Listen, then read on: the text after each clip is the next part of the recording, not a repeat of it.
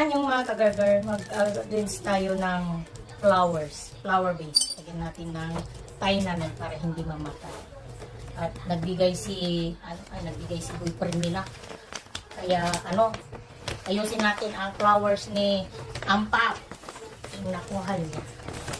Diba? I love flowers but si Kapitan, he do not give me. He? English lang siya.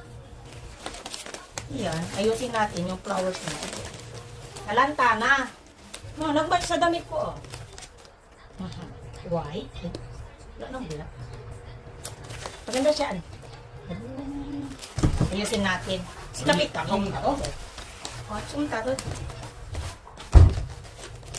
Yung nagbibigay ng flowers si Kapitan. Kay kay dalaga ko. Kangin. Kaya ayusin natin. Dahil sayang naman kung malalanta. Wait, pinatay natin. Ayan. Pakado din ha. Lux din siya. Pero parang nalagay. 살짝 열어놓으라고? 이렇게 하지. Sa. Grabe naman. Ay, dito sa hindi sila marunong mag-ayos ng flowers.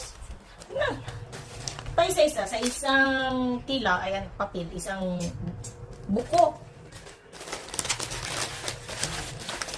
Bira. Ang daming papel. Matanggal. Yung taga-ayos nito, pwede naman yung yun. Kaya pala nalanta na kasi wala ng tubig.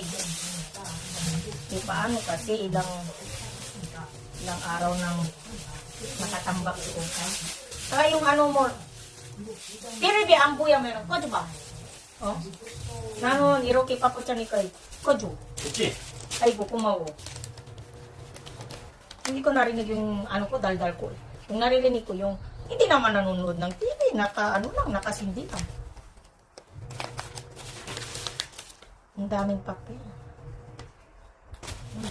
Big natin niya. Ito paganda. So, isasalba natin ang buhay ng flowers. Kasi sayang. Kaso nga lang, itong mga flowers na natanggap niya ay hindi naman masyadong maganda. Yung niya. Gusto ko yung red na may halong pink. Ganun ba? Walanta na. Pero mabubuhay pa rin natin.